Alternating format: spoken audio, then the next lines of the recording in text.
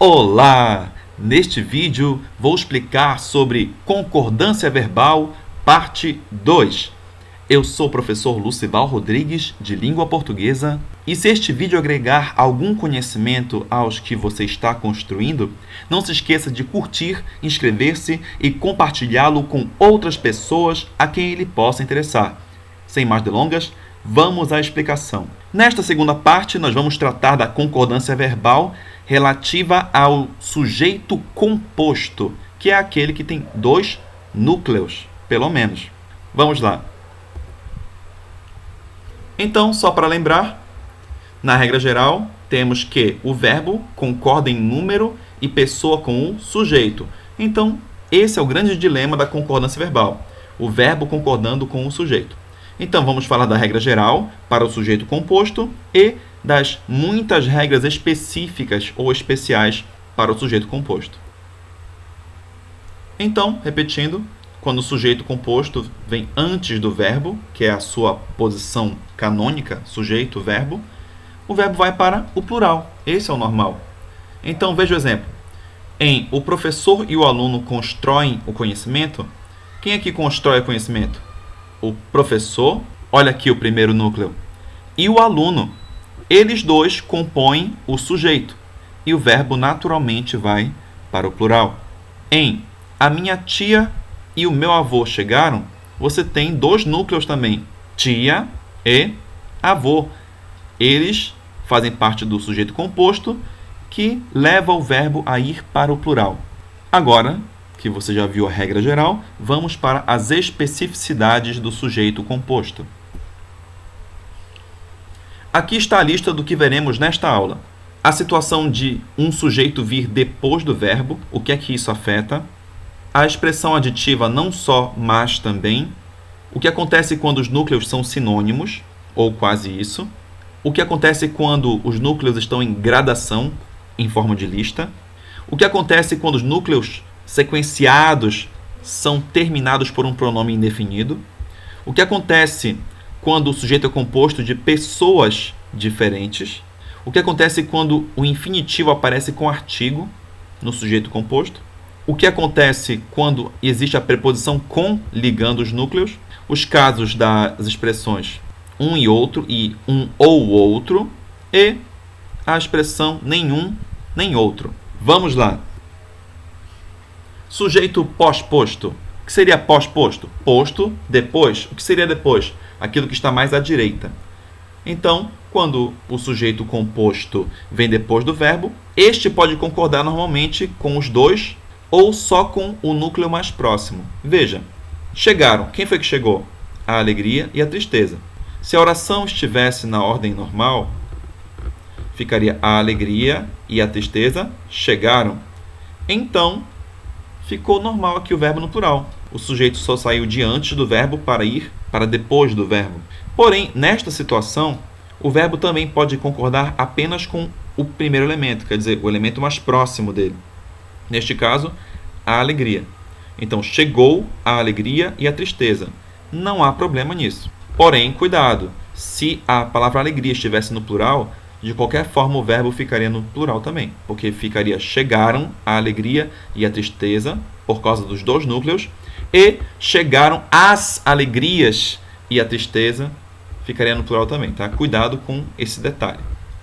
Concorda com o mais próximo, mas se o mais próximo já estiver no plural, o verbo é obrigado a ir também para o plural. Não só, mas também. Isso aqui é uma locução conjuntiva que tem o mesmo valor do e. Veja aqui embaixo. O conhecimento e a imaginação ajudam o ser humano. Olha aí, o conhecimento e a imaginação ajudam o ser humano. Estão somados, criando o sujeito composto. No exemplo de baixo, a única diferença é, quando usamos a expressão não só, mas também, ou como também, ela vem realçar, é uma questão de ênfase, mas o sentido aditivo de somar é o mesmo. Então você tem praticamente a mesma frase, só que enfatizada. Não só o conhecimento, mas também a imaginação ajudam o ser humano. Então, a troca do e por não só e mas também, não afeta o plural do verbo. Núcleos sinônimos. O que é sinônimo? São palavras que têm sentidos parecidos assim. Não vamos falar iguais porque não existem sinônimos perfeitos. Então, vejamos aqui, ó. O medo e o temor se afastaram de mim. Quando acontece de os dois núcleos do sujeito composto terem sentidos muito parecidos, quase sinônimos, você pode tanto usar a regra geral, normal, de colocar o verbo no plural, quanto manter o verbo concordando com o elemento mais próximo. Então, ó, o medo e o temor se afastou de mim, tão certo quanto o medo e o temor se afastaram de mim. As duas construções são válidas. Núcleos em gradação. Gradação seria uma sequência de lista. Tem uma palavrinha, vírgula, outra, vírgula, outra, vírgula, outra.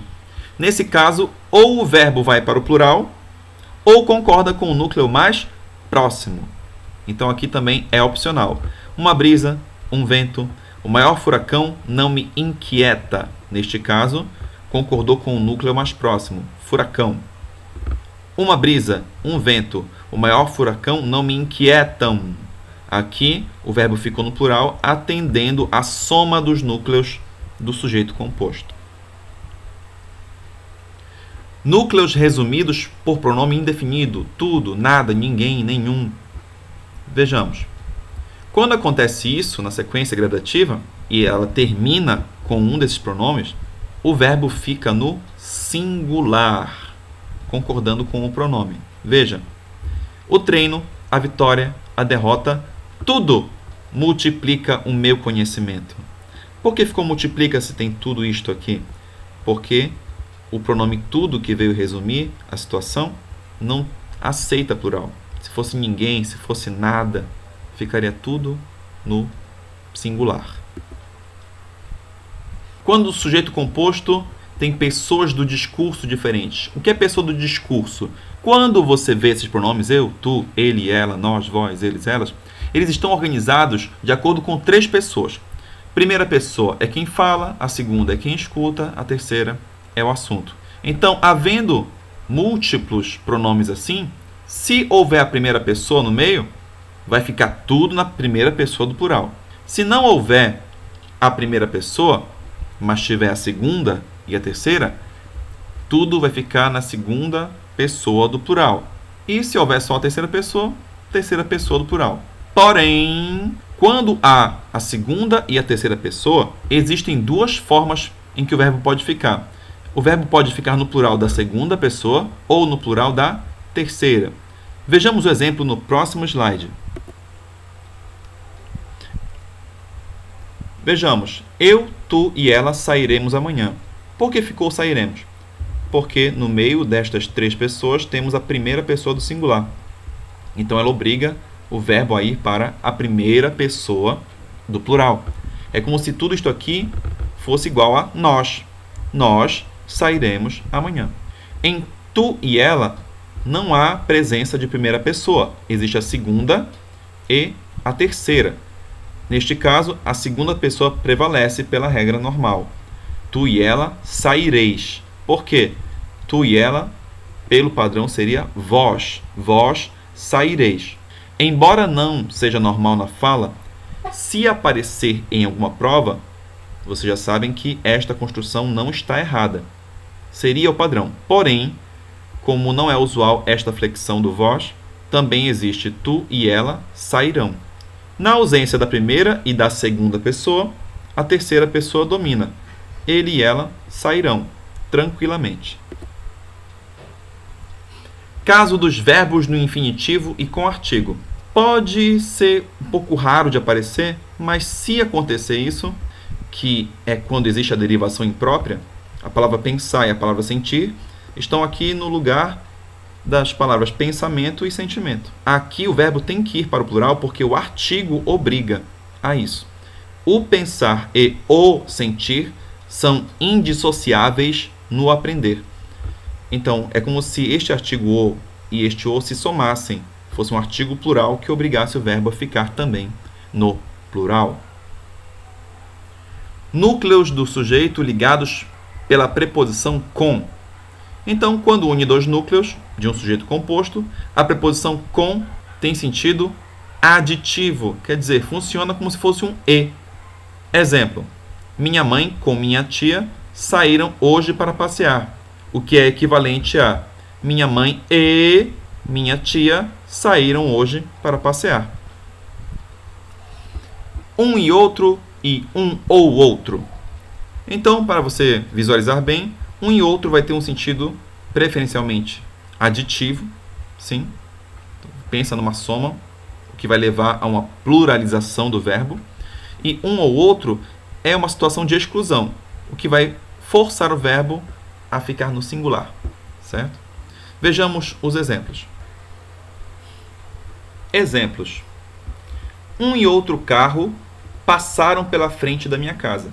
Como eu disse, neste caso, um e outro tem valor aditivo, o que leva o verbo a ficar preferencialmente no plural. Porém, cuidado, o substantivo que se agrega à expressão precisa ficar sempre no singular, tudo bem? Já um ou outro, como eu disse, tem um valor de exclusão, como se um excluísse o outro. Então, um ou outro carro passou pela frente da minha casa. Um e outro, cuidado, quando um e outro tem sentido de reciprocidade, o verbo obrigatoriamente tem que ficar no plural. Então, um e outro jovem se ajudaram, porque houve uma ação recíproca, então não tem de haver dúvida. Então, não se esqueça, um e outro no sentido recíproco, obrigatoriamente, inapelavelmente, vai ficar no plural. Nem um, nem outro. Nesse caso, o verbo vai preferencialmente para o plural. Então, quer dizer que, apesar de normalmente ele ir para o plural, podem acontecer situações em que ele vá para o singular. Mas, no sentido de provas, o normal é o plural. Exemplo: nem um nem outro hater conseguiram me desanimar. É como se esse nenhum nem outro tivesse um valor de adição negativa, adição dentro da frase negativa. Muito obrigado por ficar até aqui, estude bastante e até a próxima aula.